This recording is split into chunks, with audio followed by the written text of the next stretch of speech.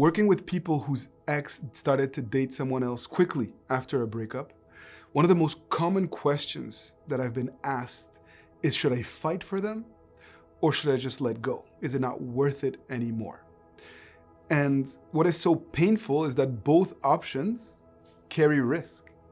If you compete, you risk perhaps pushing them away and losing self-respect. And if you step back, you fear that perhaps you're gonna miss your opportunity, that you haven't done everything that you can to fight for them and to win them back. And you fear also being forgotten, of course. And if that's where you are right now, I want you to know that you're not crazy. And today we're gonna talk about this in perhaps in a little bit of a different way than most people think about it. We're not competing and we're not surrendering. We are strategically repositioning ourselves in order to maximize our chances at a new and improved relationship. My name is Coach Adrian, breakup and reconciliation coach, and welcome back to the mini-series, If There's Someone New. In episode 1, we talked about when a rebound relationship is a real thing or when it's gonna fizzle and fade quickly. In episode 2, we talked about what not to do. In episode 3, we talked about how to stay grounded when triggered. And in episode 4, we explored a long-term strategy to be able to experience a new and improved relationship with this person that you still love. Today is about the moment that most people kind of panic, the moment where they think they must either choose to fight for the relationship or completely disappear. And I want to go back to Jake. 2 months after Jake found out, Jake started to notice something different. Maya wasn't posting Ryan as much anymore. It seems like the communication pattern completely shifted. It was less intense. And his first instinct was to say, this is my chance. Now I must pursue. Perhaps they've broken up or they're going through a funk.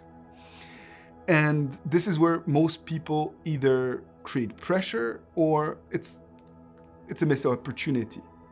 Because the truth is we're not competing with another person. You are repositioning yourself in a new emotional way. And this concept of emotional positioning is based on timing, on energy, and on emotional reality.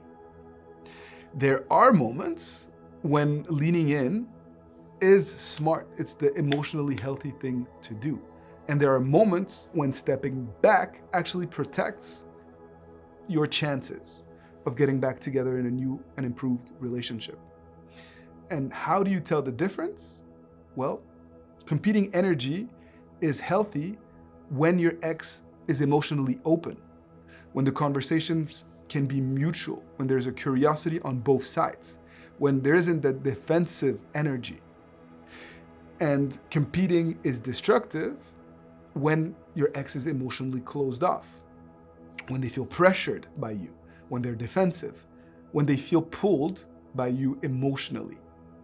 And you need to be able to have the sense of self-awareness and emotional intelligence to read the room and to not force your way in at a time when your ex isn't ready to engage with you in that way. I wanted to share something a little bit about Olivia and what she once shared to me. She said, I stopped trying to be chosen and started showing up as someone who just could be experienced. And that shift changes everything because you're no longer seeking their validation.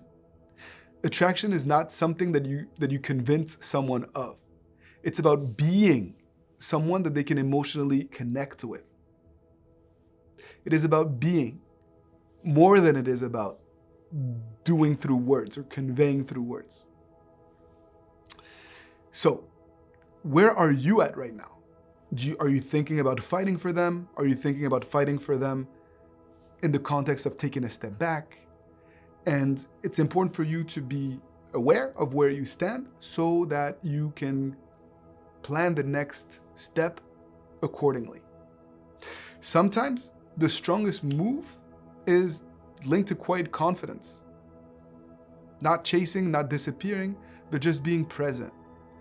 And oftentimes, it means taking a step and actually engaging with them, because you can do so in a way that is confident and from a place of well-being. This is what happened with Jake. Instead of rushing, he stayed present, but he didn't pursue. And over time, Maya felt that dynamic shift. There was no pressure, there was no urgency, and it just felt safe to interact with him. There wasn't the weight of pressure or expectation, and there was no guilt around these interactions.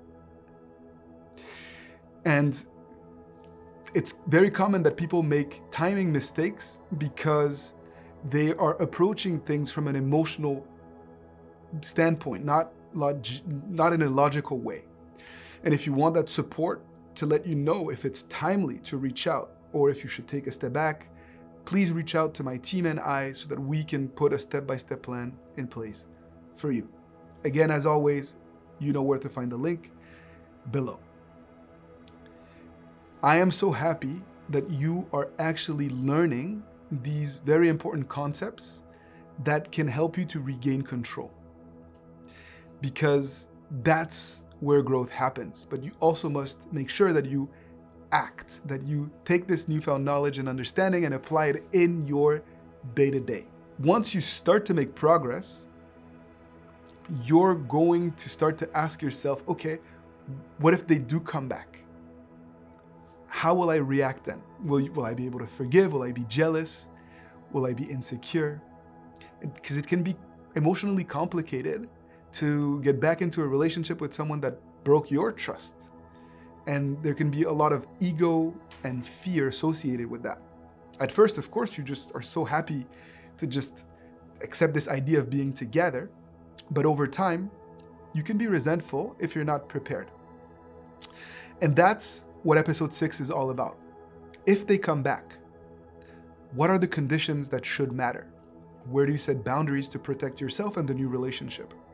How do you rebuild a new relationship without falling into old patterns? How do you not let that other chapter pollute the new beginning that you are hoping for? Remember, you're not competing with that other person. You're simply becoming a better, newer, improved version of yourself that is more secure in love and that has the right tools to cope with your emotions in a healthy way. And that is a very, very powerful thing. So I look forward to see you in episode 6 so that we can really set the framework for this new relationship that you will experience with the person that you love. See you there.